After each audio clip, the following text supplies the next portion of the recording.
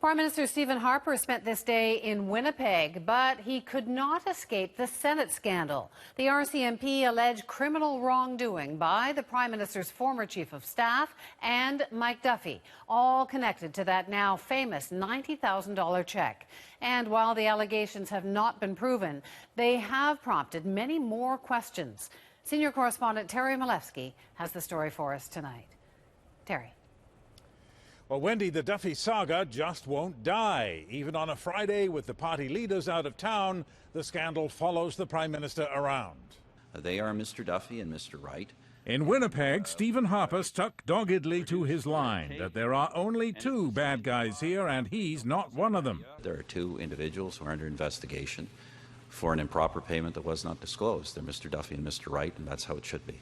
But the issue of Harper's own role persists because of that email from Nigel Wright saying we are good to go from the PM. Good to go with what? 2 days ago, that question got this answer. Good to go with Mr. Duffy repaying his own expenses. But the answer created a problem. Can the member explain then why Mike Duffy would need permission from the Prime Minister to pay back his own expenses?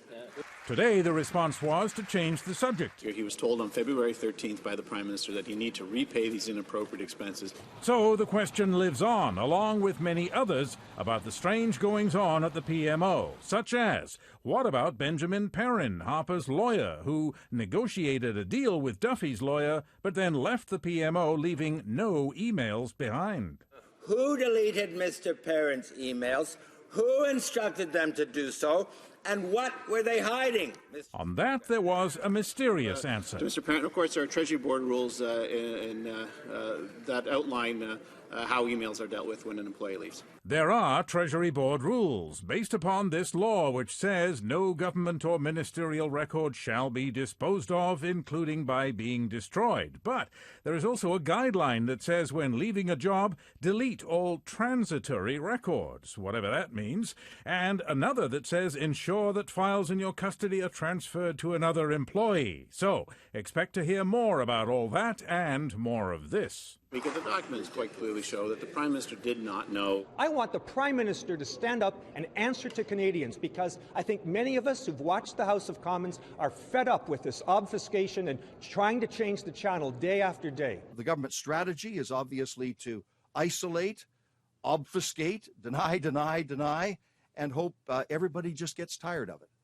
That's not going to happen. Well, we'll see. People might tune out if it's the same stuff again and again, but not if new developments keep it fresh. And if criminal charges are laid, that will definitely do it, Wendy.